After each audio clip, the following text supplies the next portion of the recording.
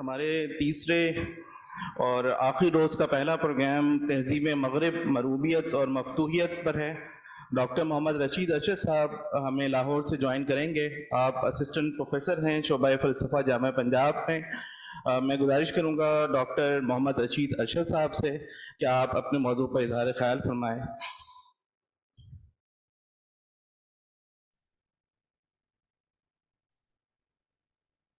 السلام علیکم ورحمۃ اللہ وبرکاتہ۔ الحمد للہ وحدہ والصلاة والسلام علی من لا نبی بعدہ۔ آج جو مجھے موضوع دیا گیا ہے وہ تہذیب مغرب، مروبیت اور مفتوحیت۔ اور جیسے کہ معلوم ہے کہ یہ محترمہ مریم جمیلہ صاحبہ کے حوالے سے یادگاری جو ہے وہ لیکچر سیریز یہاں پر ہو رہی ہے۔ تو محترمہ کی جو کتاب ہے اسلام اینڈ ماڈرنزم، اس میں ایک مضمون ہے جو اس موضوع سے بہت متعلق ہے، اور اس کا ٹائٹل ہے cultural slavery is inseparable from political slavery, یعنی ثقافتی غلامی جو ہے وہ اس کو آپ علیحدہ نہیں کر سکتے سیاسی غلامی سے، یعنی سیاسی غلامی منتج ہوتی ہے ثقافتی اور تہذیبی غلامی پر۔ اور محترمہ نے اس کتاب، یہ جو ان کا مضمون ہے، اس کے شروع میں ابن خلدون علیہ رحمہ کا ایک اقتباس نقل کیا ہے، بہت مشہور اقتباس ہے۔ جب بھی یہ مبحث سامنے آتا ہے ذہنی غلامی کا اور ذہنی مروبیت کا، تو وہ جو اقتباس ہے وہ نقل کیا جاتا ہے، جس میں علامہ فرماتے ہیں کہ جو مفتوح قوم ہوتی ہے اس کے اندر ایک رویہ یہ پایا جاتا ہے کہ وہ اپنی فاتح قوم کی نکالی کرتی ہے، اس جیسا بننا چاہتی ہے، اور چونکہ اس کے اندر ایک احساس کمتری پیدا ہو جاتا ہے اور اس کو خیال ہوتا ہے کہ بھئی ہم پچھڑ گئے، ہم پیچھے رہ گئے، اور جو دوسری قوم ہے ظاہر ہے کہ وہ ہم پر غالب اسی وجہ سے آئی نا کہ وہ ہم سے برتر ہے۔ تو ایک خیال یہ بھی پیدا ہوتا ہے کہ اگر ہمیں اس سے مقابلہ بھی کرنا ہے یا اس کے سامنے مقاومت بھی کرنی ہے تو ہمیں گویا اس جیسا بننا پڑے گا، اور بلکہ اس کے بعد پھر گویا ان کو اسی کے میدان میں پیچھے چھوڑنا پڑے گا۔ اس وجہ سے یہ جو ایک نقالی جس کو آپ کہتے ہیں، امیٹیشن جس کو کہتے ہیں، ایک لحاظ سے یہ گویا فطری بن جاتی ہے یہ بات۔ دیکھیے اس میں معاملہ کیا ہے کہ چونکہ کہا گیا نا کہ مروبیت اور یا مغلوبیت اور مفتوحیت، تو اسلام ایک پولیٹیکل نظم کے طور پر، ایک پولیٹی کے طور پر کبھی غالب ہوتا ہے اور کبھی ایسا بھی ہوا کہ مغلوب بھی ہوتا ہے۔ قرآن مجید نے خود کہا کہ تلک الایام نداولها بین الناس، خود رسول اللہ صلی اللہ علیہ وسلم کی حیات مبارکہ میں معاملات اوپر نیچے ہوتے رہے۔ مشہور جو مکالمہ ہے ہرقل کے دربار میں ابو سفیان کے ساتھ، کہ جب پوچھا ہرقل نے کہ بھائی جب آپ ان کے ساتھ بھیڑتے ہیں تو کیا معاملہ رہتا ہے، تو انہوں نے کہا تھا کہ بھائی الحرب بیننا و بینہ سجال، کہ جنگ ہمارے اور ان کے درمیان ایک ڈول کی طرح ہوتی ہے، بیلنس کی طرح ہوتی ہے، اور کہا کہ کبھی ہم جو ہے غالب آتے ہیں اور ینال منا و ننال من، کبھی جو ہے وہ ہم پہ غالب آ جاتے ہیں، کبھی ہم ان پہ غالب آ جاتے ہیں۔ ظاہری بات ہے کہ وہ بالکل صحیح بات بیان کر رہے تھے کہ بدر میں جو ہے وہ رسول اللہ صلی اللہ علیہ وسلم کو جو ہے بالکل ایک واضح فتح ملی، اور بظاہر احد میں کفار کو ایک تھوڑی سی ایک برتری حاصل ہوئی۔ لیکن یہ بات کہ ہم سیاسی طور ہو جائیں، اس کی بنیاد پر ہم اپنے تصور ہم میں پڑ جائیں، ایسا نہیں ہوا۔ تو یہ جو یعنی آپ دیکھیے نا کہ احد کے موقع پر جب خاص طرح کی گویا ان کو ایک فتح حاصل ہو گئی، وہاں نعرہ لگایا کہ علیہ وسلم نے جو ہے سیدنا عمر سے کہا تھا. میرا خیال ہے رک رہا ہے کنیکشن.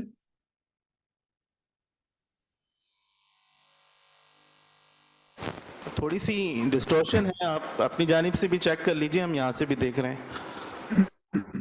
جی آغاز کریں اب.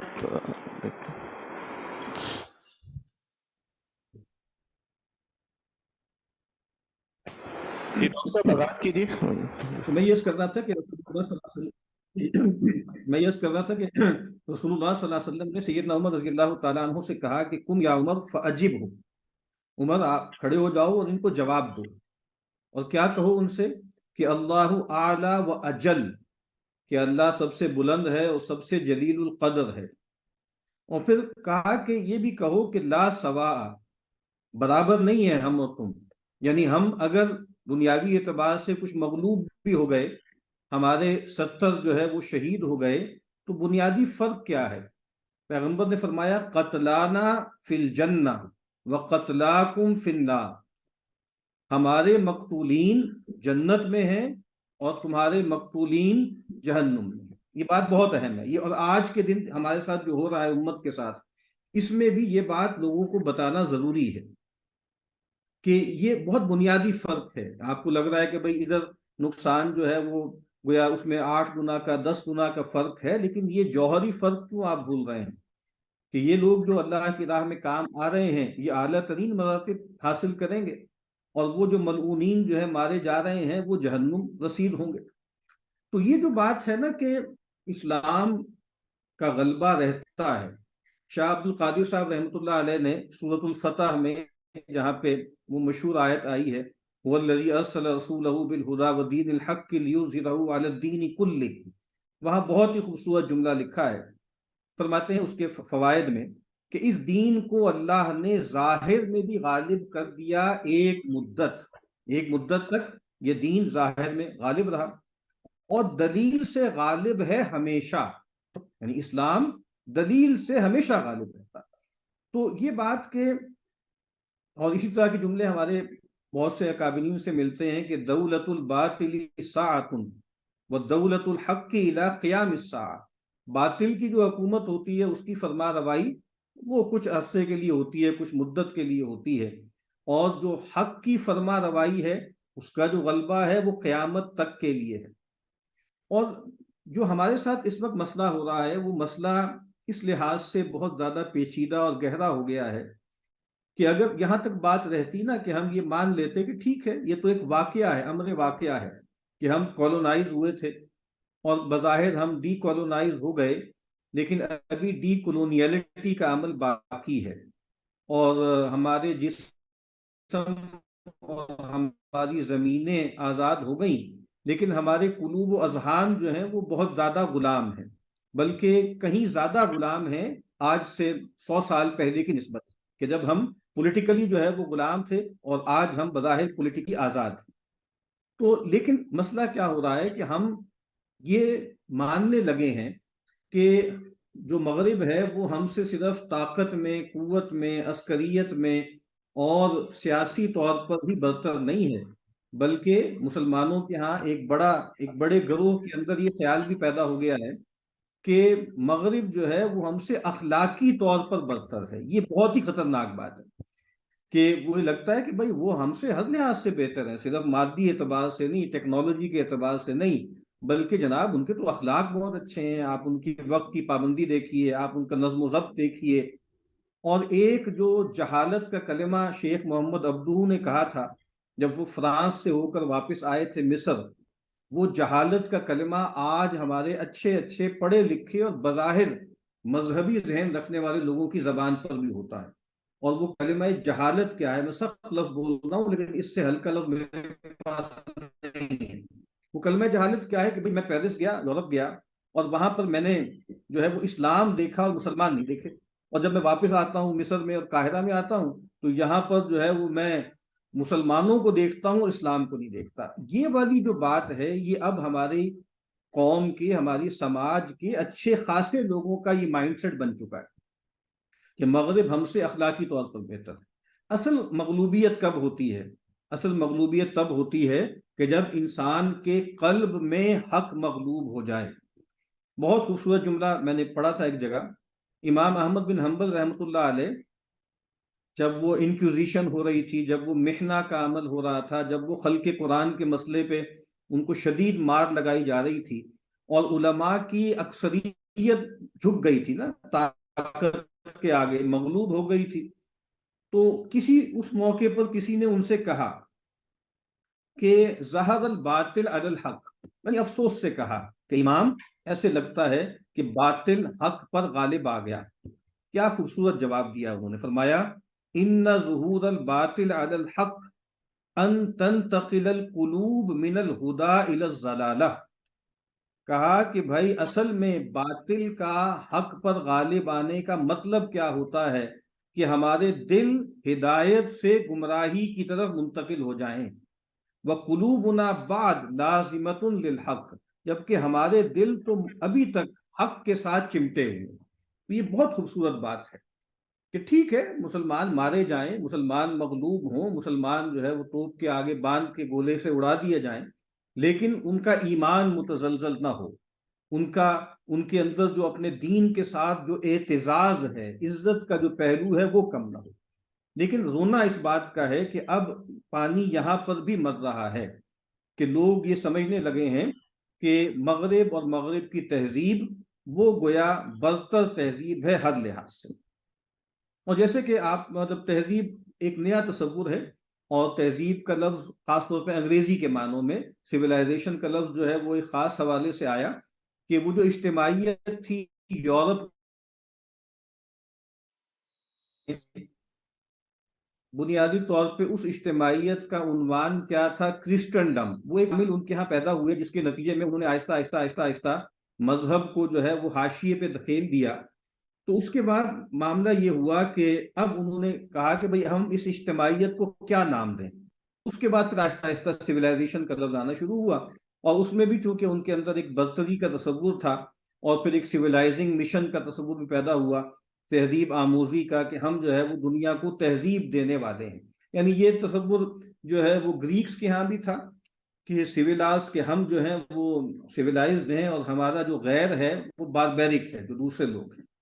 تو بہرحال میں یہ عرض کر رہا تھا کہ یہ جو تہذیب ہے اس کی کئی تعریفیں کی جا سکتی ہیں۔ ایک ورکنگ ڈیفینیشن اگر ہم یہ کر لیں کہ بھائی ایک ورلڈ ویو ہے، اور ایک اس ورلڈ ویو کی بنیاد پر ایک سماج ہے، اور اس کے اوپر ایک سیاسی ڈھانچہ ہے۔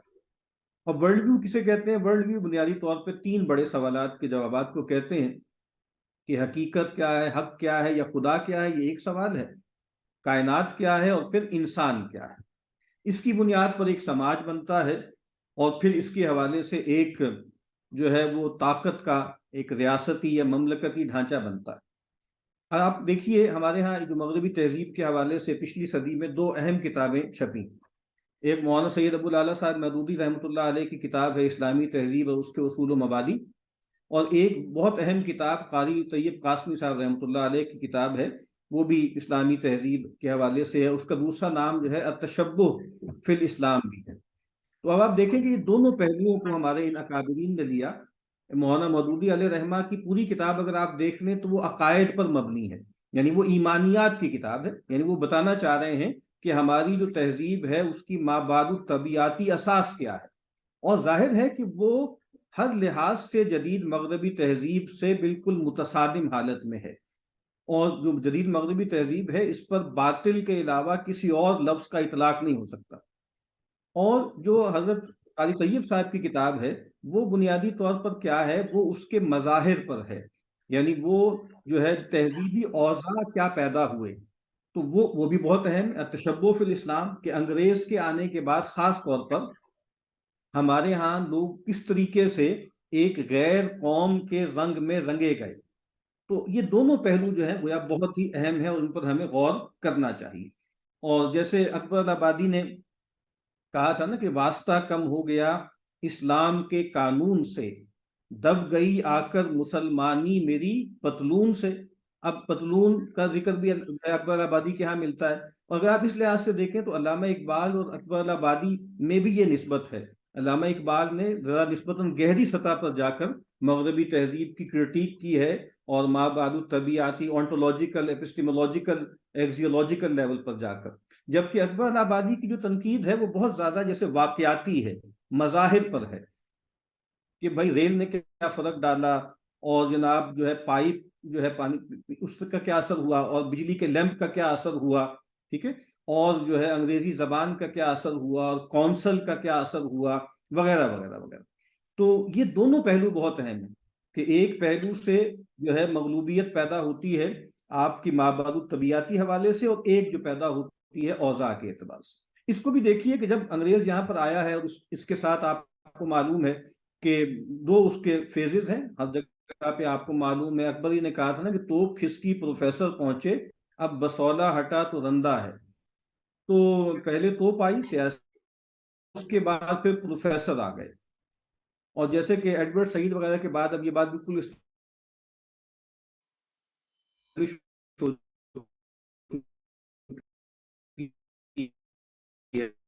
کہ جو اورینٹلزم کا بنایا ہے، اور اس لیے بنایا تاکہ کہ وہ جو ہے وہ اپنی مغلوبیت کو مکمل کر سکے، اس کو کامل کر سکے۔ تو یہ جو تصورات ہیں کہ بھئی پہلے جو ہے وہ کولونائزیشن جو تھی وہ سیاسی و عسکری تھی، اور اس کے بعد پھر وہ تہذیبی تھی اور نظریاتی تھی، تو یہ دونوں چیزیں گویا ہمارے سامنے آتی ہیں۔ اور مغرب نہ صرف یہ چاہتا ہے کہ پوری دنیا ایک خاص ورلڈ ویو کو اختیار کر لے، آزادی کو قدر اعلیٰ مان لے، مساوات پر ایمان لے آئے، اور ترقی کو اپنا مقصود بنا لے، یہ گویا اس کے عقائد ہیں، لیکن اب وہ اس سے آگے بڑھ کر یہ چاہتا ہے کہ کلچر بھی ایک ہو، جس کے لیے ایک لفظ استعمال کیا جاتا ہے مونو کلچر۔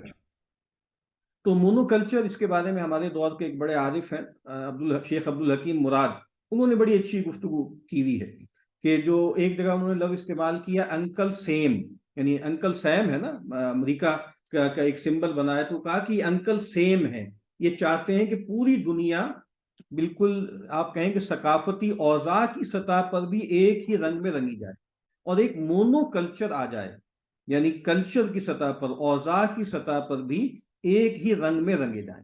ان کا بڑا اچھا جملہ ہے عبد الحکیم مراد کا، وہ کہتے ہیں کہ in the fight against the monoculture the main sign is the hijab and the main act is the prayer. یعنی مونو کلچر کے مقابل میں سب سے زیادہ علامتی چیز کیا ہے ہمارے پاس، وہ حجاب ہے، اور جو سب سے بڑا عمل کیا ہے اس کی جو ہے اس کی خرابی سے بچنے کے لیے، وہ کیا ہے، وہ نماز ہے۔ تو بہرحال میں یہ کر رہا ہوں کہ ہمارے ہاں یہ جو سارا تصور ہے مغلوبیت کا یا مرعوبیت اور مفتوحیت کا، اس کا بڑا گہرا تعلق جو ہے وہ استعمار سے ہے، اور اس نے ہمیں گویا اندر باہر سے بدل دیا۔ اور اقبال نے کتنی سخت باتیں کی ہوئی ہیں کہ گرچہ مکتب کا جواں زندہ نظر آتا ہے، مردہ ہے مانگ کے لایا ہے فرنگی سے نفس۔ اس کی تو سانس بھی اپنی نہیں ہے، یہ تو لگتا ہے کہ اس کی جو سانسیں بھی فرنگی سے مستعار ہیں۔ اور ایک اور جگہ اقبال نے کہا نا کہ آہ مکتب کا جوانے گرم خوں، ساحر افرنگ کا سید زبوں۔ اور ایک اور جگہ کہا کہ شیخ مکتب ہے ایک عمارت گر، اس کی صنعت ہے روح انسانی۔ تو یہ جو تصور ہے، یا یہ ایک اور بہت جو مشہور شعر ہے کہ تیرا وجود سراپا تجلی افرنگ، کہ تو وہاں کی عمارت گروں کی ہے تعمیر۔ تو یہ جو فرق معاملہ ہے کہ ہمارا پورا وجود گویا ڈھل گیا اس کے اندر۔ اکبر آبادی نے ایک جگہ طنز کیا تھا کہ مشرق میں ولادت پر راضی نہ تھے یہ بندے، چارہ ہی مگر کیا تھا فطرت جو یہاں جن دے۔ تو اب ظاہری بات ہے، ایک جبر ہے کہ آپ یہاں پیدا ہو گئے ہیں، ورنہ خواہش تو یہ ہے۔ اور کیا یہ حالت ہماری بدلی ہے؟ نہیں، بدلی نہیں ہے، اب شاید بڑھ گئی ہے۔ ایک اور جگہ انہوں نے کہا کہ اے خدا مجھ کو کر دے صاحب لوگ، اور دور ہوں مجھ سے اس جنم کا روگ، میرا قالب ہو قالب غربی، بھول جاؤں زبان بھی اپنی، رنگ چہرے کا میرے جائے بدل، کروں ایجاد میں بھی توپ و رفل۔ اب آخری شعر سنیے، سو کے اٹھوں جو آج صبح کو میں، لوگ سمجھیں کہ لاٹ صاحب ہے۔ یعنی میں کسی دن رات کو سوؤں اور جب صبح اٹھوں تو میں بالکل اندر باہر سے میرا میٹامورفوسس ہو جائے، میری قلب ماہیت ہو جائے، اور میں بالکل انگریزوں کے رنگ میں رنگا جاؤں۔ تو یہ جو معاملہ ہے، آپ کو معلوم ہے کہ استعمار نے آپ کے ساتھ کیا کچھ نہیں کیا، لیکن میں عرض کر رہا ہوں کہ مغلوبیت اور مفتوحیت کے مظاہر بھی میں بیچ بیچ میں عرض کر دیتا ہوں کتنا بڑا مظہر ہے کہ اس تہذیب نے آپ کو بالکل چتھاڑ ڈالا. جو اکبر نے کہا تھا نا کہ دستار و پیرہن گم اور جیب و کیسہ خالی، تہذیب مغربی نے ہم کو چتھاڑ ڈالا. لیکن کیا اس کا کوئی احساس ہے؟ یعنی اگر آپ دیکھیے کہ پاکستان، تحریک پاکستان، مطالعہ پاکستان، نظریہ پاکستان، کبھی اس پر غور کیجئے گا. اس پورے نظریے میں سے نظریہ کس پہ کھڑا ہوا ہے؟ ایک بائنری پہ کھڑا ہوا ہے. وہ بائنری کیا ہے؟ ہندو مسلم. ہندو مسلم جیسے ایک طرف جو ہے ہندو تھے، ایک طرف مسلمان تھے، اور ہندو دبانا چاہتے تھے، مسلمان جو ہے وہ نکلنا چاہتے تھے. آپ دیکھیے مطالعہ پاکستان یا تحریک پاکستان یا نظریہ پاکستان کے پورے بیانیے میں سے انگریز غائب ہے. یعنی کتنی بڑی بات ہے کہ یعنی وہ قوم جس نے آ کر ہمارے اداروں کو ملیا میٹ کیا، جس نے ہمارے ہزاروں علماء کو مارا. بنگال کا ایک قحط تھا، اس میں 25 لاکھ لوگ مر گئے ان کی جو ہے وہ استبداد و ظلم کی وجہ سے. لیکن آپ دیکھیے ہمیں لگتا ہے کہ ایک کوئی ہسٹوریکل یا کلچرل ایمنیزیا ہو گیا ہے. ہم بھول گئے ہیں کہ ہمارے ساتھ انگریز نے کیا کیا تھا.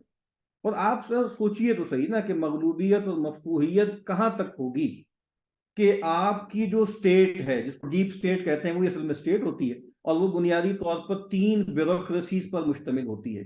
ایک جوڈیشل، ایک سول، اور ایک جو ہے وہ ملٹری اسٹیبلشمنٹ. یہ 3 اسٹیبلشمنٹس ہیں. ان کا سارا تربیت کا نظام آج تک کلونیل ہے. یعنی آپ جوڈیشل اکیڈمی میں چلے جائیں، آپ جو ہے وہ کاکول چلے جائیں، آپ یہاں لاہور میں والٹن میں جو ہے وہ سول سروس اکیڈمی چلے جائیں، ایک ایک چیز کو ہم نے برقرار رکھا ہے. یعنی آپ دیکھیے ان کی ٹریننگ شروع کہاں سے ہوتی ہے کہ جو ہے کرسی میز پہ بیٹھ کے بغیر آواز نکالے اور کانٹے اور چھری سے آپ کو کھانا کیسے.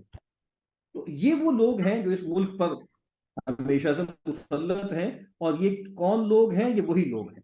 یعنی وہ جو اس کو ہم کہتے ہیں نا کالا صاحب، پہلے ایک گورا صاحب تھے، اب ہمارے اوپر جو ہے ایک کالا صاحب مسلط ہے. تو یہ کتنی بڑی کامیابی ہے اس تہذیب کی کہ اس نے، جیسے وہ جو کہا تھا نا جگر نے کہ اس نے اپنا بنا کے چھوڑ دیا. کیا اصیل ہے، کیا رہائی ہے. تو انگریزوں نے ہمیں جو چھوڑا تھا تو اپنا بنا کے چھوڑا تھا، اور پوری طرح جو ہے اپنے رنگ میں رنگ کر جو ہے ہمیں آزاد کیا. تو میں یہ عرض کرتا ہوں کہ اس میں پھر وجود میں لانے کے لیے وقف ہونی چاہیے جو رنگ و نسل کے لحاظ سے تو ہندوستانی ہو، لیکن ذوق اور اخلاق، فہم و فراست کے اعتبار سے انگریز. اور پھر جو ایک بہت مشہور کتاب ہے ہنٹر کی، ہندوستانی مسلمان، تو وہ کہتا ہے نا کہ دیکھیں ہم نے کیسے تبدیلی پیدا کی. کہتا ہے کوئی نوجوان آدمی خواہ وہ ہندو ہو یا مسلمان، ہمارے اینگلو انڈین سکولوں سے جب نکلتا ہے تو اپنے آبائی اعتقادات پر بے یقینی سے سیکھ چکا ہوتا ہے. ایشیا کے فروزاں تخیلی مذاہب کا سامنا جب مغربی سائنس کی سرد حقیقتوں سے ہوتا ہے تو خشک بیت میں سکڑ کر رہ جاتے ہیں. اور یہ جو ہمارے ہاں لارڈ میکالے کا مقام و مرتبہ ہے، وہی مقام و مرتبہ جو ہے وہ مصر میں لارڈ کرومر کا تھا. یہ جو مریم جمیلہ صاحبہ کا مضمون ہے اس میں انہوں نے تفصیل سے ہنٹر کے اقتباسات بھی نقل کیے ہیں، اور لارڈ کرومر کا بھی، جس نے وہاں کا کی ساری جو ہے وہ تہذیب و تعلیمی نظام کی تشکیل کی ایجپٹ میں. تو وہاں پر لارڈ کرومر کا ایک جملہ انہوں نے پورا اقتباس نقل کیا ہے، لیکن ایک ان کی کتاب ہے ماڈرن ایجپٹ لارڈ کرومر کی، اس کا ایک جملہ میں پڑھنا چاہتا ہوں. لارڈ کرومر کہتا ہے کہ the new generation of Egyptians has to be persuaded or forced into imbibing the true spirit of Western civilization. یا تو آپ ان کو پرسویٹ کریں گے یا پھر آپ ان پہ دباؤ ڈالیں گے کہ کیا کریں کہ وہ جدید مغربی تہذیب کی اسپرٹ کو اپنے اندر جذب کر لیں. تو یہ جو تصور ہے وہ پایا جاتا ہے ہمارے ہاں. ڈپٹی نذیر احمد صاحب کا ایک مضمون ہے دلی کے مسلمانوں کی سوسائٹی، اس میں وہ لکھتے ہیں کہ یہ تو ممکن ہی نہیں کہ آدمی مشن سکول میں نہ ہی کہیں بھی انگریزی پڑھے اور اس کے خیالات ویسے کے ویسے رہیں. یعنی ایک تو ہے نا مشن سکول جہاں پہ عیسائیت کی بھی تعلیم ہے، کہتے کہیں پر بھی وہ پڑھے گا انگریزی زبان یا انگریزی پڑھے گا تو ممکن نہیں ہے کہ اس کے خیالات جو ہیں وہ وہی رہیں. اور سر سید احمد خان جو ہیں وہ کیا فرماتے ہیں کہ وہ کہتے ہیں کہ ہم صاف صاف کہنا چاہتے ہیں کہ ہم کو مشرقی علوم کی ترقی کے پھندے میں پھنسانا ہندوستانیوں کے ساتھ نیکی کرنا نہیں ہے بلکہ دھوکے میں ڈالنا ہے۔ ہم لارڈ میکالے کو دعا دیتے ہیں کہ خدا اس کو بہشت نصیب کرے کہ اس نے اس دھوکہ کی ٹٹی کو اٹھا دیا تھا۔ یعنی یہ ہمارے جو عقائد اور سید ہیں وہ ان کے لیے مطلب وہ ان کا تو بس چلے تو ان کو جنت ہی میں پہنچا دیں کہ انہوں نے کتنا عظیم کام کیا ہمارے ساتھ۔ اور آگے وہ جب علی گڑھ جو ہے اس کا افتتاح ہو رہا تھا تو افتتاح کے موقع پہ فرماتے ہیں کہ ہم کو اس بات کی امید ہوتی ہے کہ ہندوستان اور انگلستان کے درمیان جو اتحاد ہوا ہے وہ مدت دراز تک قائم رہے گا۔ یعنی عجیب مسئلہ ہے، ہمارے یہاں جب بانیان پاکستان کا ذکر ہوتا ہے تو جناب جو ہمارے بزرگ سر سید ہیں وہاں سے شروع کر کے آگے پھر تصویریں آتی ہیں۔ مطلب سر سید احمد خان کے اتنے زیادہ بیانات موجود ہیں کہ وہ تو چاہتے تھے کہ تا ابد جو ہے ملکہ عالیہ اور تاج برطانیہ کا جو ہے راج ہم پر قائم رہے۔ معلوم نہیں تحریک پاکستان میں کہاں سے سر سید احمد خان کا کوئی عمل ہو گیا، تو وہ تو یہاں فرما رہے ہیں کہ ہم تو چاہتے ہیں کہ یہ جو الائنس ہوا ہے یہ تا قیامت چلے، کہ بس ہم اپنے ہم وطنوں کے دلوں پر ان باتوں کا روشن کرنا، ان کو اس پر تعلیم دینا کہ وہ ان برکتوں کی قدر شناسی کر سکیں اور زمانہ سلف کے دھوکہ دینے والے خیالات کو باطل کرنا جو ہماری ترقی کے معنی ہوتے ہیں، اور ہندوستان کے مسلمانوں کو سلطنت انگریزی کے لائق و کارآمد رعایا بنانا اور ان کی طبیعتوں میں اس قسم کی خیر خواہی پیدا کرنا جو ایک غیر سلطنت کی غلامانہ اطاعت سے نہیں بلکہ عمدہ گورنمنٹ کی اصل قدر شناسی سے پیدا ہوتی ہے۔ یعنی سر سید مرحوم یہ چاہتے تھے کہ ہم انگریز کی غلامی کریں جبر کے احساس کے ساتھ نہیں بلکہ شکر گزاری کے ساتھ، خوشی خوشی، یہ سمجھتے ہوئے کہ ہمارے ساتھ یہ جو کچھ ہو رہا ہے یہ ہم پر احسان کیا جا رہا ہے۔ تو بہرحال یہ وہی ہے جس کو گرامشی نے کہا تھا نا، ہیجمنی، یعنی ثقافتی اجارہ داری۔ اس میں غلبہ ہوتا ہے کہ وہ جو مغلوب جو طاقت ہوتی ہے نا، یعنی اس پر طاقت کا استعمال نہیں کیا جاتا بلکہ اس کو ایسے حاشیے پہ دھکیل دیا جاتا ہے کہ جس کے بعد وہ اپنے لیے ایک حاشیائی اور ایک ماتحت جو ہے وہ حیثیت کو قبول کر لے، جس کو ایک اور جو ہے وہ مارکسسٹ التھوزر کا کہتا ہے نا کہ ایک سٹیٹ کا پاور اپریٹس ہوتا ہے اور ایک سٹیٹ کا ایڈیولوجیکل اپریٹس ہوتا ہے۔ تو موجودہ سٹیٹ بھی اپنے اداروں کے ذریعے وہ جو ایڈیولوجیکل اور کلچرل جو اپریٹس ہوتا ہے اس کے ذریعے لوگوں کو بدلتی ہے۔ اور جس طرح میں نے عرض کیا نا کہ کوئی قوم یہ طے کر لے کہ بس اب ہم تو مغلوب ہو گئے ہیں، اس کو قبول کر لے، اس پہ راضی ہو جائے۔ یہ جو ہنٹر ہے، ہنٹر کا ایک جملہ میں آپ کے سامنے پڑھنا چاہتا ہوں جس میں وہ یہ بتا رہا ہے کہ ہوا کیا ہے۔ وہ کہتا ہے کہ ہندوستانی مسلمان میں لکھتا ہے، جب مسلمانوں نے برطانوی ہندوستان کو دارالحرب کی بجائے دارالامان کے طور پر قبول کر لیا تو انہوں نے اپنی محکومانہ حیثیت بھی تسلیم کر لی۔ جب تک مسلمان ہندوستان کو دارالحرب کی بجائے دارالامان کے طور پر جب تک مسلمان ہندوستان کو دارالحرب سمجھتے رہے، مزاحمت کو اپنا مذہبی فرض سمجھتے رہے، مگر جب اپنی محکومانہ حیثیت کو قبول کر لیا تو مزاحمت کی جگہ مطابعت نے لے لی، اور اس کے ساتھ گویا جب یہ ہو گیا تو اس کے ساتھ ہی ثقافتی جو اجارہ داری ہے اس کی راہ ہموار ہو گئی۔ تو یہ جو تصور ہے کہ آپ نے اپنی اصطلاحات بدل دی نا، اور آپ نے طے کر لیا کہ بھئی اب یہ دارالامن ہے اور یہ دارالحرب نہیں ہے، تو آپ نے گویا اس ہیجمنی کو قبول کر لیا۔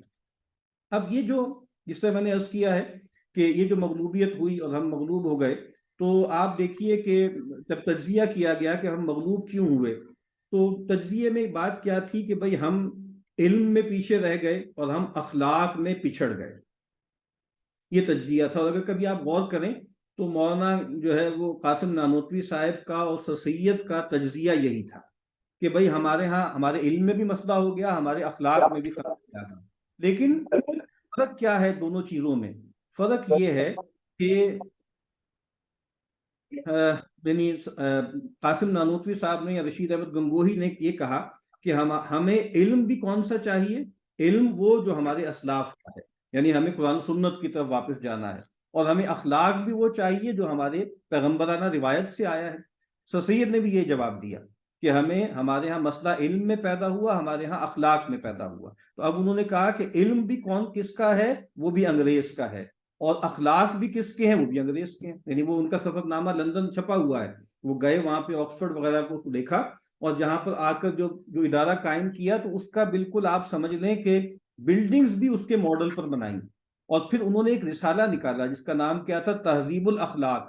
تو اب آپ دیکھیے نا کہ سر سید مرحوم سے جو پروجیکٹ شروع ہوا کہ علم بھی وہ ہے جو انگریز بہادر کا ہے، اور اخلاق بھی وہ ہیں جو وہاں سے آتے ہیں، اور اتنی سخت باتیں انہوں نے کہی ہوئی ہیں کہ بھائی وہاں کی ایک عام خاتون جو ہے وہ اس کے سامنے ہماری سماج کی جو بڑی بڑی جو ہے ملکائیں اور بڑی بڑی جو خواتین ہیں ان کی حالت کیا ہے، یعنی وہ یہ کہتے ہیں کہ وہ ان کے سامنے بالکل جو ہے وہ، میں بلکہ وہ جملہ پڑھنا چاہتا ہوں، وہ کہتے ہیں کہ میں بلا مبالغہ نہایت سچے دل سے کہتا ہوں کہ تمام ہندوستانیوں کو اعلیٰ سے لے کے ادنا تک، امیر سے غریب تک، سوداگر سے اہل حرفہ تک، عالم فاضل سے لے کر جاہل تک، انگریزوں کی تعلیم و تربیت اور شائستگی، اب دیکھیے دونوں باتیں آ گئی، تعلیم، تربیت اور شائستگی اخلاق کے مقابلے میں در حقیقت ایسی ہی نسبت ہے جیسے نہایت لائق اور خوبصورت آدمی کے سامنے میلے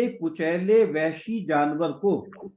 اب سوچئے اس سے زیادہ کوئی مغلوبیت ہو سکتی ہے، اس سے زیادہ کوئی شکست ہو سکتی ہے کہ آپ کی قوم کا ایک بڑا آدمی یہ کہہ رہا ہے کہ ایک انگریز کے سامنے ایک ہندوستانی کی صورتحال یہ بن گئی۔ پھر آپ دیکھیے کہ اسی مغلوبیت میں مختلف رسپانسز سامنے آئے۔ ایک رسپانس مثال کے طور پہ شبلی کا تھا، حالی کا تھا، اس میں بھی ایک بات کیا تھی کہ اصل میں یہ جو مغرب نے ترقی کی ہے نا، اور مغرب جو کچھ کر رہا ہے وہ بنیادی طور پر ہماری ہی چیز تھی۔ وہ جو کہا نا کہ حاضی بضاعتنا ردت الینا، یہ ہماری ایک متاع تھی جو ہماری طرف لوٹا دی گئی ہے، اور جناب یہ ہم سے لی گئی یہ چیزیں۔ شبلی نعمانی کے ہاں بھی ہمیں یہ ملتا ہے یہ رویہ کہ دیکھیں، ایک تو ان کے یہاں یہ ملتا ہے کہ چلیں آج ہم بہت نالائق ہیں، بہت ہی رہ گئے ہیں، لیکن ہمارے بڑے تو ایسے تھے اور ایسے تھے اور ایسے تھے۔ اور حالی کے ہاں تو ان کی مسدس میں جگہ جگہ اس کا ذکر ہے کہ شریعت کے ہم نے جو ہے پیمان توڑے، وہ سب جا کے سب اہل یورپ نے جوڑے، ہم نے وہ پیمان توڑ دیے، اہل مغرب نے وہ جوڑ دیے، ہم نے اقدار کو چھوڑ دیا، انہوں نے اختیار کر لیا۔ یہ والا بیانیہ اتنا عام ہے کہ بھائی ایک زمانے میں ہمارے پاس علم تھا، اخلاق تھا، ہم زوال کا شکار ہو گئے، ہم یہ ہو گیا وہ ہو گیا، اور انگریز نے وہ ٹارچ اٹھا لی اور اب وہ آگے نکل گئے۔ تو اور اگر ہم آج انگریز سے وہ ساری چیزیں لیتے ہیں تو ہم کسی اجنبی چیز کو نہیں لیتے، ہم کسی غیر چیز کو نہیں لیتے، ہم اپنی چیز کو ہی ریکلیم کرتے ہیں۔ تو بہرحال یہ بھی ہمیں اس کو سمجھنا چاہیے۔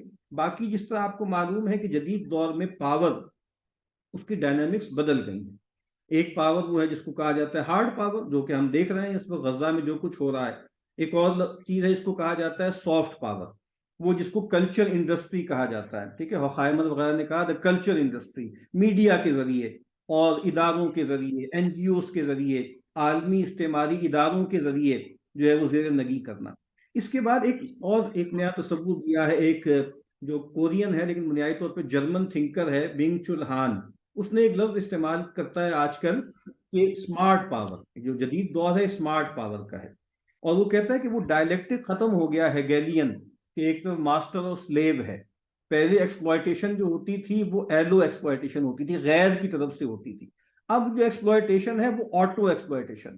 پہلے ایک ڈسپلنری سبجیکٹ ہوتا تھا نا، کہ اس کو ڈسپلن کرنا ہے، جس طرح مشل فوکو وغیرہ نے کہا تھا ماڈرنٹی کے بارے میں کہ یہ ڈسپلنری سوسائٹی ہے۔ اب جو سبجیکٹ ہے وہ اچیومنٹ سبجیکٹ ہے، یعنی اس کو ایک پروجیکٹ بنا دیا گیا ہے۔ اور پہلے کیا ہوتا تھا کہ شڈ، آپ کو یہ کرنا ہے، یہ کرنا ہے، یہ کرنا ہے، اس کی جگہ اب کیا ہے، اب کین ہے، تم یہ کر سکتے ہو۔ یہ جو سارا ہمارے یہاں کھیل موٹیویشنل سپیکرز کھیلتے ہیں، اور جو ہے وہ سکسیس لٹریچر ہے، وہ سارا کا سارا یہی ہے، تم یہ کر سکتے ہو، تمہیں خود یہ کرنا ہے، اور اگر تمہارے راستے میں تمہارے علاوہ کوئی اور رکاوٹ نہیں ہے، اور تمہارا مقابلہ تمہاری اپنی ذات سے ہے، کسی اور سے نہیں ہے، وغیرہ وغیرہ۔ تو بڑی اچھی بات کہی ہے بینگ چول ہان نے کہ بھائی جو ٹریڈیشنل پاور تھی وہ ریپریس کرتی تھی، وہ ایکسپلائٹ کرتی تھی۔ جو اس وقت جو پوسٹ ماڈرن پاور ہے، اسمارٹ پاور ہے، وہ کیا ہے، وہ سیڈیوس کرتی ہے، وہ آپ کو سیڈیوس کر کے اور ایک خاص طریقے سے رجھا لیتی ہے آپ کو۔ اور کیا کیا ہے مغرب نے اپنی خواہشات ایسا بنا دیا ہے کہ وہ فطری بن گئی، یعنی جو وہ چاہتا تھا نا اس کو اس نے ہماری چاہت بنا دی ہے۔ اور ایک آپ نے عام طور پہ ایک حدیث قدسی سی ہے جو کہ اسرائیلی روایت ہے، اور مطلب وہ موضوع روایت ہے لیکن مشہور بہت ہے نا، کہ اے بندے ایک تیری چاہت ہے ایک میری چاہت ہے، اور ہوگا وہی جو میری چاہت ہے. تو تقریباً آپ سمجھ لیں کہ مغرب نے ہمارے ساتھ یہی کیا ہے کہ بھائی ایک مسلمان تمہاری چاہت ہے ایک ہماری چاہت ہے، اور ہونا تو وہی ہے جو ہماری چاہت ہے، کیونکہ ہمارے پاس جو ہے وہ طاقت ہے، ہمارے پاس اختیار ہے، ہم تمہیں جس طرح چاہیں جو ہے اندر باہر سے جو ہے وہ تبدیل کر سکتے ہیں. تو بہرحال یہ جو تصور ہے کہ اب یہ جو پاور ہم پر آئی ہے وہ غیر معمولی ہے. اب میں اس کے کچھ مظاہر آپ کے سامنے رکھتا ہوں. آج ہی اتفاقاً ایک مفتی صاحب ہیں ان کے میں وہ دیکھ رہا تھا کہ ایک وہ وی لاگس بنا رہے ہیں، یعنی وہ دبئی ہو کے آئے، پھر جو ہے وہ کہیں اس کے بعد آکسفورڈ وہ ہو کر آئے.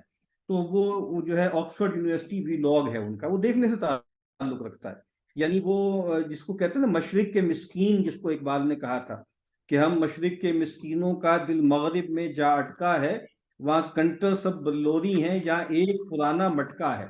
تو اگر آپ نے دیکھنا ہو نا کہ موجودہ دور میں مشرق کے مسکین کہاں پائے جاتے ہیں، تو مجھے اب بہت خطرہ محسوس ہو رہا ہے کہ مشرق کے مسکین آہستہ آہستہ یعنی لمز اور آئی بی اے وغیرہ میں یہ لوگ کم ہوتے جا رہے ہیں. وجہ کیا ہے کہ وہ پڑھتے ہیں، وہ مغرب کی تاریخ پڑھتے ہیں، وہ کولونیلزم پڑھتے ہیں، وہ پوسٹ کولونیلزم پڑھتے ہیں، وہ سبالٹرن سٹڈیز پڑھتے ہیں. ان کے سامنے آ رہا ہے کہ مغرب نے کیسا لوٹا کسوٹا. لیکن اب ہمارے ہاں مدارس کے اندر جو مروبیت پیدا ہو رہی ہے اور علماء کے اندر جو مروبیت پیدا ہو رہی ہے وہ غیر معمولی ہے. اور علامہ اقبال نے اس زمانے میں گلہ کیا تھا کہ مجھ کو تو سکھا دی ہے افرنگ نے زندگی کی، اس دور کے ملا ہیں کیوں ننگے مسلمانی. اور یہ جو کہا نا کہ متائے دین و دانش لٹ گئی اللہ والوں کی، یہ کس کافر ادا کا غمزہ خونریز ہے ساکی. تو مطلب وہ دیکھنے والی چیزیں ہیں، مطلب وہ گھوم کے بتا رہے ہیں دیکھیں کیا کتنی صفائی ہے اور کیا اچھے یہاں پہ ٹھیلے کیسے لگے ہوئے ہیں اور کیا خوبصورتی ہے اور علم کا مرکز ہے، اور جناب یہ ہے اور وہ ہے. یعنی کتنے ہی مغربی لوگ ہیں، غیر مسلم ہیں، ایتھیسٹ ہیں، وہ کہتے ہیں جب ہم یورپ میں جاتے ہیں، پیرس میں جاتے ہیں، ہم جب جو ہے وہ لندن میں جاتے ہیں، تو وہاں ہمیں اپنی لوگوں کا اپنی قوم کا خون نظر آتا ہے. وہ اس طرح کی باتیں کرتے ہیں کہ جو برٹش لائبریری جو ہے آپ کہیں میوزیم ہے، وہ گویا اس کا ہر فلور جو ہے وہ لوٹ کے مال سے بھرا ہوا ہے. یعنی ان کے اندر تو یہ احساس پیدا ہو رہا ہے کہ انہوں نے ہمارے ساتھ کیا کیا تھا اور آج بھی ہمارے ساتھ کیا کر رہے ہیں. اچھا یہی صاحب جو مفتی صاحب ہیں یہ دبئی بھی تشریف لے گئے، اور باقاعدہ انہوں نے ویڈیو جو بنائی تو وہ کھڑے ہوئے ہیں اور پیچھے اس کا دبئی کا جو ہے وہ ڈاؤن ٹاؤن ہے، وہ دبئی کا ڈاؤن ٹاؤن، اور اس میں وہ جو اس کی جو ہے برج خلیفہ اور جو عمارتیں نظر آ رہی ہیں، جو رنگ برنگا پن ہے. اقبال نے کہا تھا نا کہ جو ہے وہ دیار مغرب میں رہنے والوں خدا کی بستی دکان نہیں ہے. تو میں یہ عرض کرتا ہوں آپ سے کہ خدا کی بستی کیا ہوتی ہے، یہ یعنی خدا کی بستی دکان کیسے بنتی ہے، یہ بات اب آپ کو مین ہٹن میں اور لیس ویگاس میں نظر نہیں آئے گی، وہ آپ کو دبئی کے ڈاؤن ٹاؤن میں نظر آئے گی. اور وہ صاحب اس کے لیے رب السان ہے. آپ دیکھیے کیسا اچھا وطن ہے یہ، کیسا عدل ہے، کیسا یہاں پہ جناب انصاف ہے، اور جناب کیسا، یعنی ان کو یہ بات سمجھ میں نہیں آ رہی کہ سرمایہ دارانہ عدل کیا ہوتا ہے، اور ان کو یہ سمجھ میں نہیں آ رہا ہے کہ دینی اقدار کا وہاں پہ کیا حشر ہوا ہے. لیکن وہ صفائی ستھرائی پر، اچھا اب دیکھیے پیغمبر کی احادیث کو بھی استعمال کرتے ہیں کہ یہاں اتنا امن ہے کہ یہاں رات کے وقت جو ہے خواتین جو ہے وہ زیور اچھالتی ہوئی چلی جائیں کہ ان کو پکڑنے والا کوئی نہیں. تو یہ گویا دبئی ہے، ان کے شیخ کا قول نقل کر رہے تھے. تو یہ واقعتاً یعنی وہ دیکھ کے ملے تو لگ رہا تھا کہ دماغ کی نسیں پھٹ جائیں گی کہ یہ کیا وقت آ گیا، یہ کیا دور آ گیا، اور یہ کتنی غلامی ہے اور کتنی کتنی جگہ پہ وہ گریں گے. ایک اور صاحب ہیں، وہ مختلف ویلاگز بناتے ہیں، وہ مذہبی آدمی ہیں، وہ ہیں تو پتہ نہیں کیا کچھ، بہت کچھ ہیں وہ. تو انہوں نے ایک پوری سیریز بنائی ہوئی ہے، چلو چلو نیو یارک چلو، چلو چلو امریکہ چلو، چلو چلو آسٹریلیا چلو، چلو چلو کینیڈا چلو، چلو چلو پتہ نہیں کہاں کہاں چلو. اور وہ جو ہے ابھی ان کی ایک اور جو ہے ویڈیو آئی ہے، وہ میں دیکھ رہا تھا، تقریباً کوئی آپ سمجھ لیں کہ 10 ملین یعنی 1 ملین، سوری 1 ملین کا مطلب 10 لاکھ لوگ اس کو دیکھ چکے ہیں. اور اس کا مطلب عنوان کیا ہے کہ بھائی جو ہے آپ روئیں، آپ مطلب فلسطین کے لیے جو ہے رونے کی ضرورت نہیں ہے. وجہ کیا ہے کہ بھائی ہم نے وہی بات کی طاقت حاصل نہیں کی. تو اور پھر کہہ رہے ہیں کہ بھائی فلسطینی وہاں رہ کیوں رہے تھے، فلسطینیوں کو تو چاہیے تھا کہ نکل جائیں. پھر وہ آیت پڑھ رہے ہیں الم تکن ارض اللہ واسعۃ فتہاجروا فیہا انا للہ و انا الیہ راجعون. یعنی وہ کہا جا رہا ہے کہ مشرکین کے درمیان کیوں پڑے ہوئے ہو تم، تم وہاں کے نکل کے جو ہے اہل ایمان میں کیوں نہیں آئے؟ وہ فرما رہے ہیں، باقاعدہ بتا رہے ہیں کہ مسلمانوں کو چاہیے کہ وہ یورپ جائیں، وہ مغرب میں جائیں، وہاں رہیں، وہاں انفلوئنشل ہوں، وہاں طاقت حاصل کریں، وہاں کی سیاست میں حصہ لیں، تاکہ ان کی آواز ہو، اور جب ان کی آواز ہوگی تو کیا ہوگا؟ تو وہ فرماتے ہیں کہ پھر وہ ایک مثال دیتے ہیں، ایک خاتون کی مثال دیتے ہیں، جن کا نام راشدہ طالب ہے۔ دیکھو جی، راشدہ طالب ایک خاتون ہے، اس نے تمام لوگوں کو آگے لگا دیا۔ تو وہ حضرت لگتا ہے جانتے نہیں کہ راشدہ طالب کون ہے، یعنی دو خواتین ہیں بہت مشہور، ایک راشدہ طالب ہیں، ایک الہان عمر ہے۔ اچھا، الہان عمر کی بھی ان دنوں میں ہمارے بہت سے مذہبی لوگوں نے بھی ان کی ایک گفتگو 2-1 منٹ کی وہ اپنے سٹیٹس پر لگائی ہوئی، بڑی جیسے گفتگو کر رہی ہیں اور بڑی جیسے اسرائیل پہ تنقید کر رہی ہیں، اور ہمارے لوگ جیسے صدقے واری جا رہے ہیں۔ تو یہ جو الہان عمر ہے اور راشدہ طالب ہے، تھوڑا جان تو لیں کہ یہ کون ہے۔ یہ مغرب میں اور امریکہ کے سماج میں مسلمانوں میں LGBTQ وغیرہ کی سب سے بڑی سپورٹر ہے۔ یہ ان کے مارچوں میں جاتی ہیں، یہ اس کے جھنڈے اٹھاتی ہیں، کہ جہاں پہ انتہائی اریاں اور فحش قسم کے سارے ہر طرف ماحول ہوتا ہے، وہاں یہ خواتین جاتی ہیں۔ اور یہ جو خاتون ہے، جو راشدہ طالب ہے، جن کے بارے میں فرما رہے تھے کہ دیکھیں وہ کتنی انفلوئنشل ہے، ان کا ایک ٹویٹ بڑا مشہور ہوا تھا ایک زمانے میں۔ انہوں نے فرمایا تھا کہ مائی اللہ از شی، مائی اللہ از شی، یعنی وہ اتنی بڑی فیمنسٹ ہیں کہ وہ اللہ میاں کو بھی انہوں نے مؤنث بنا دیا، معاذ اللہ۔ اور یہ جو دوسری الہان عمر ہیں جن پہ صدقے باری جا رہے ہیں، ان کی صورتحال کیا ہے کہ انہوں نے فرمایا تھا کہ دا شریعہ از باربیرک۔ جب برونائی دارالاسلام میں جو ہے وہ شریعت کے قوانین نافذ ہوئے تو اس کے خلاف جو سینکشنز وغیرہ لگائی گئی، اس کی بہت بڑی پروموٹر۔ تو کہنے کا مطلب کیا ہے کہ ہمارے لیے بس یہ کافی ہے کہ بھائی جو ہے وہ کوئی ویڈیو آ جائے، کوئی جو ہے رنگ برنگی چیز آ جائے؟ تو یہ جو جدید دور ہے جس میں ہم نے ہر چیز کو ایسٹیٹسائز کر دیا ہے، ہر چیز کو ایک جمالیاتی رنگ دے دیا ہے، اور اس کی بنیاد پر ہمیں اندازہ ہی نہیں ہو رہا کہ ہم کیا بات کر رہے ہیں۔ تو بہرحال میں یہ عرض کرتا ہوں کہ یہ جو مغلوبیت اور مغلوبیت ہے، میں نے عرض کیا ہے نا کہ اس کی بہت سی شکلیں ہیں۔ تو ایک اور بہت بڑی شکل کیا ہے؟ وہ سائنس اور ٹیکنالوجی سے انتہائی مغلوبیت ہے۔ آج کل جو غزہ کے حوالے سے بھی بات ہر جگہ ہوتی ہے کہ جناب ہم اصل میں ہمارے ساتھ ہونا ہی یہ تھا، ہم نے طاقت کیوں نہیں حاصل کی، ہم ٹیکنالوجی میں آگے کیوں نہیں گئے؟ کیا بات کر رہے ہیں؟ یعنی اقبال نے کہا تھا کہ سبب کچھ اور ہے جس کو کہ تو سمجھتا ہے، زوال بندے مومن کا بے زری سے نہیں۔ یعنی اتنے عرب ممالک ہیں، پاکستان کے پاس کتنی طاقت ہے، بھائی پانی کہیں اور مر رہا ہے، پانی جو مر رہا ہے وہ تو ایمان اور غیرت میں مر رہا ہے۔ لیکن ایک ہمیں ہر جگہ سے یہ بات سننے کو ملتی ہے کہ دیکھیں جی مسلمان اس وجہ سے پٹ رہے ہیں کہ وہ ٹیکنالوجی میں کمتر تھے۔ بھائی جتنی اس وقت طاقت مسلمانوں کے پاس ہے، وہ تھوڑی سی اسپائن دکھائیں تو بہت کچھ ٹھیک ہو سکتا ہے۔ تو یہ جو بات ہے کہ مروبیت ہے، پھر اسی مروبیت کا اظہار کہاں پر ہوتا ہے؟ وہ قرآن کی سائنسی تعبیرات میں ہوتا ہے۔ یعنی میں آپ کو مظاہر بتا رہا ہوں جستا جستا کہ ہماری مغلوبیت اور مروبیت کہاں تک پہنچ گئی ہے۔ اب درس قرآن ہو رہا ہے، باتیں ہو رہی ہیں، یہاں تک کوئی لوگ جمائی لے رہے ہیں، کوئی جناب ایسے انگڑائی لے رہے ہیں، سو رہے ہیں، جاگ رہے ہیں، ایک دم کہیں سے آواز آئے کوانٹم میکینکس، کہیں سے آواز آئے بگ بینگ، او ہو ایک دم جیسے لوگ جاگ اٹھے کہ واہ بھائی، مطلب ایسے لگتا ہے معاذ اللہ کہ جیسے عقل کی بات تو اب شروع ہوئی ہے، اور بس قرآن مجید سے نکالتے چلے جائیے سائنس آپ کہ جناب اس میں سے پورٹل، اور ایک صاحب ہیں ان کو ڈوپامین کا بہت شوق ہے، یعنی کہیں سے تھوڑی سائیکالوجی پڑھ لی، کہیں سے کچھ فزکس پڑھ لی، اس کا ایسا حلیم بنائیں گے اور کچھ انگریزی کی اصطلاحات استعمال کر کے، اور لوگ اش اش کر اٹھ رہے ہیں۔ تو یہ وقت آ گیا ہے اب کہ ہم جو ہے وہ ایک ایسی کتاب کہ جس کی شرط یہ ہے کہ وہ فالسیفائبل نہیں ہے، وہ عقیدہ ہے، عقیدہ فالسیفائبل نہیں ہوتا، اس کو ایک ایسے ڈسپلن کی بنیاد پہ جانچیں گے جس کی شرط فالسیفائبلٹی ہے۔ تو لیکن میں آپ کو بتا رہا ہوں کہ یہ گویا اس کی مطلب چند چیزیں ہیں۔ مثال کے طور پہ ایک مدرسہ تھا، اس مدرسے میں جو ہے کچھ عرصے پہلے وہاں کی طلبہ نے جو ہے وہ روبوٹکس میں کوئی مقابلہ جیت لیا۔ اب اس کی ویڈیو ہر جگہ پھیل رہی ہے، ہمیں بھی مختلف جگہوں سے آ رہی ہے، اور جگہ جگہ لوگ اس کو بیان کر رہے ہیں، دیکھیں جی ایسے ہونے چاہیے عالم، ایسے لوگ چاہیے ہمیں روبوٹکس میں اور AI میں اور اس میں اور اس میں۔ بھائی آپ کو اندازہ ہے کہ یہ AI کیا ہے، یہ روبوٹکس کیا ہے؟ یہ جو انسان آہستہ آہستہ سائبورگ بنتا جا رہا ہے، اس سے انسانیت کے لیے کیا خطرے ہیں؟ ٹرانس ہیومنزم کی باتیں ہو رہی ہیں، ڈی ہیومنائزیشن کی باتیں ہو رہی ہیں، یعنی مغرب کے بڑے لوگ ٹیکنالوجی کے جو اثرات ہیں اور جس طریقے سے انسان فنا ہو رہا ہے اس پر بات کر رہے ہیں، اور ہم ان ٹیکنالوجیز کے آگے سجدہ ریز ہیں۔